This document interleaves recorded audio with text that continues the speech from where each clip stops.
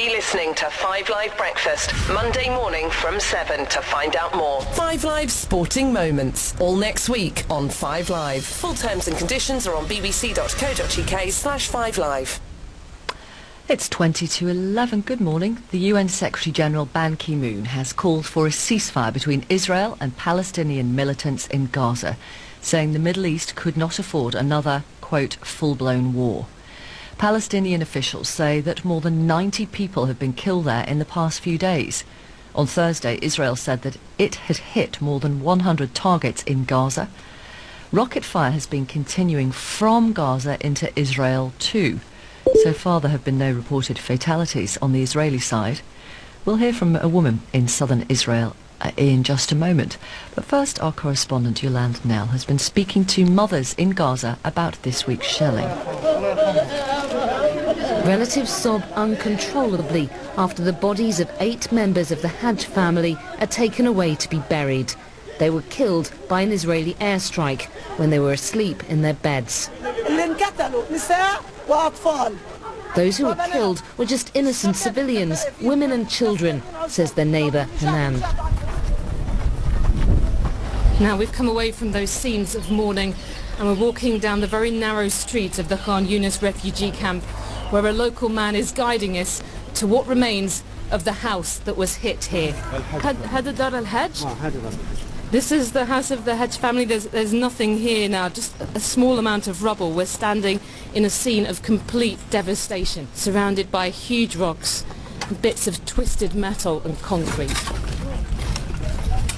Was there any warning then that was given to the other families for them to get out? He says that the Israeli military didn't tell residents, as it sometimes does, that a house was about to be hit. In total, 6 families lost their homes here. All were reduced to rubble.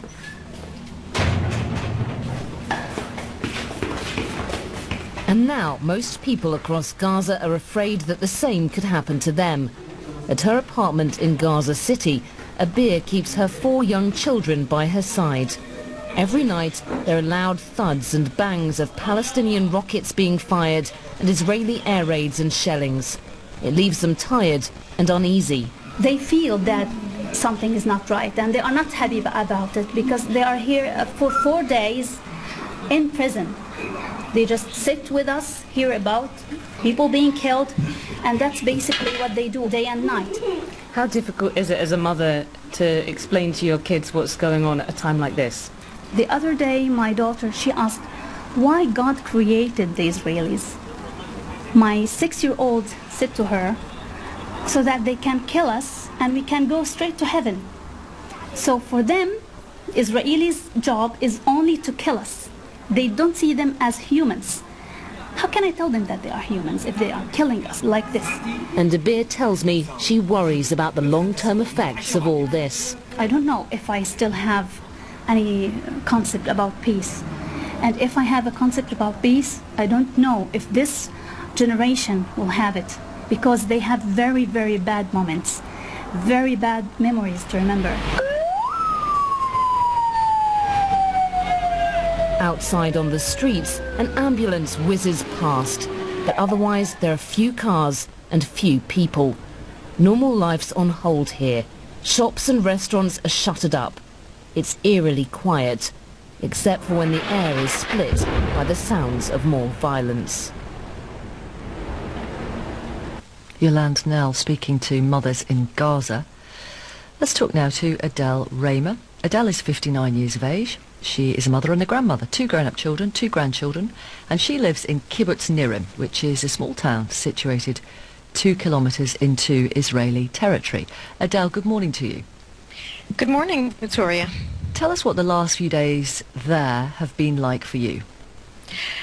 Our lives also have been highly disrupted. Any families here that have children have gone away to places where the children can roam around outside and feel secure, because we have frequent incoming rockets. I see on the news that a house in my region was destroyed just about half an hour ago when we had a warning coming on. Now, if I do have a warning of incoming, I'm going to have to close my safe room door where I'm sitting now and talking to you, and then we'll lose the Wi-Fi.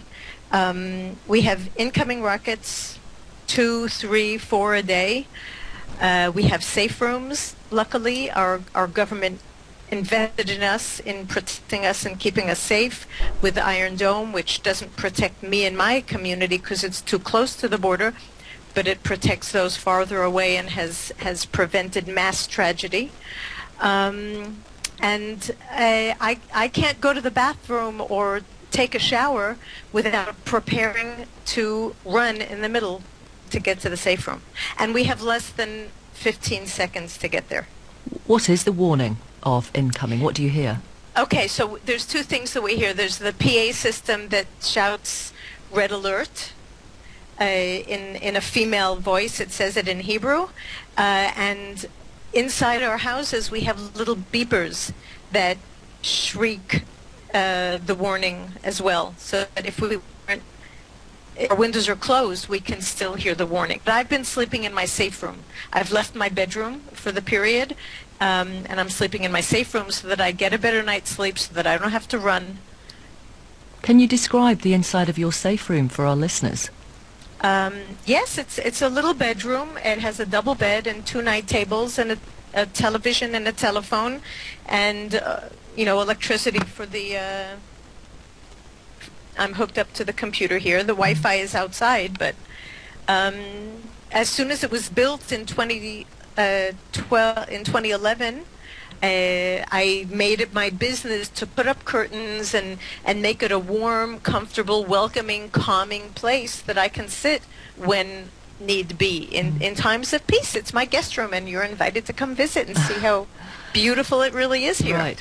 And so, apart from obviously feeling safe in the safe room, what else do you feel when you're going to sleep in there, when you're preparing to go to sleep at night?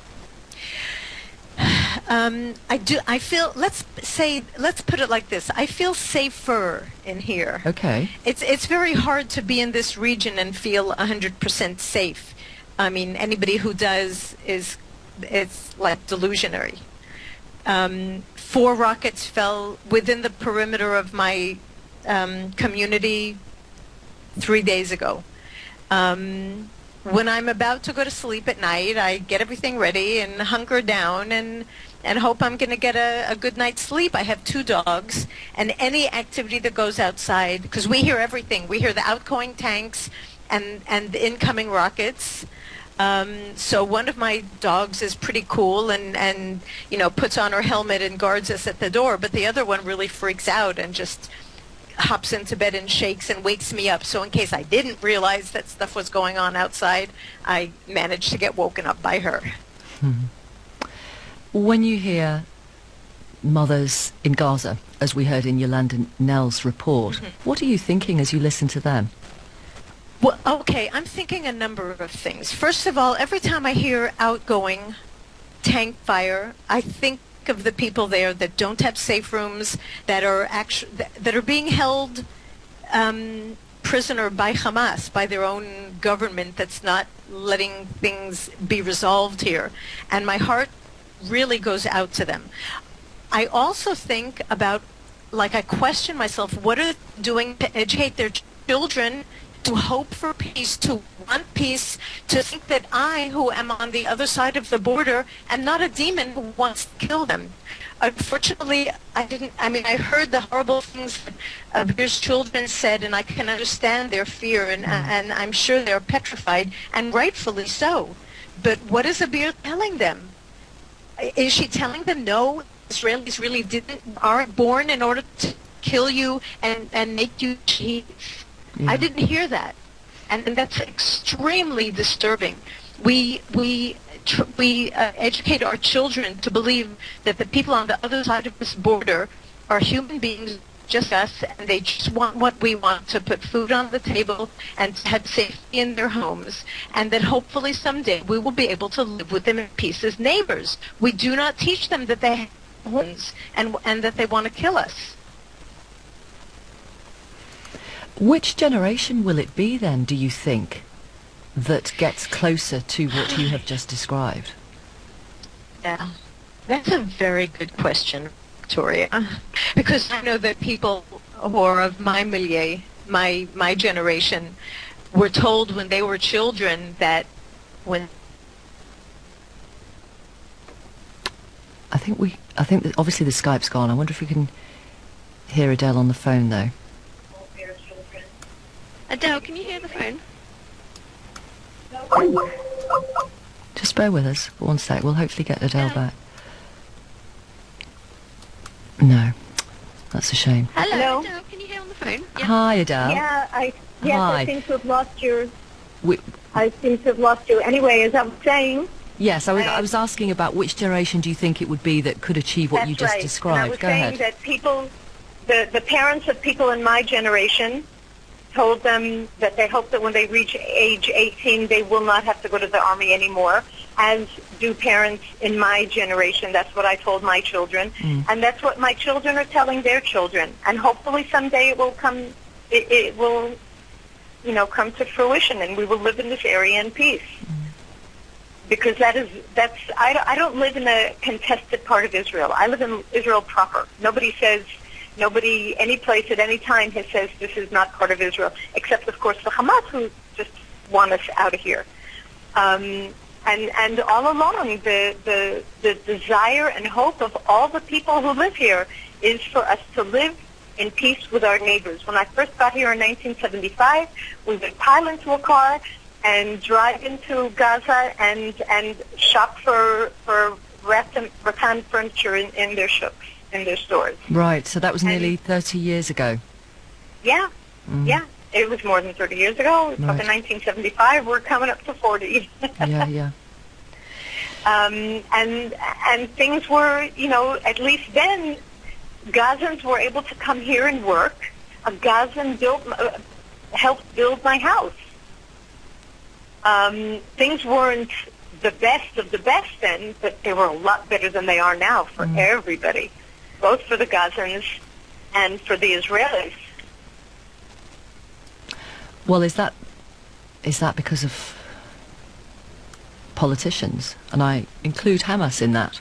Elected representatives, perhaps I should say. Elected representatives in Israel, elected representatives in Gaza. That things have deteriorated so dramatically. Mm-hmm. They have.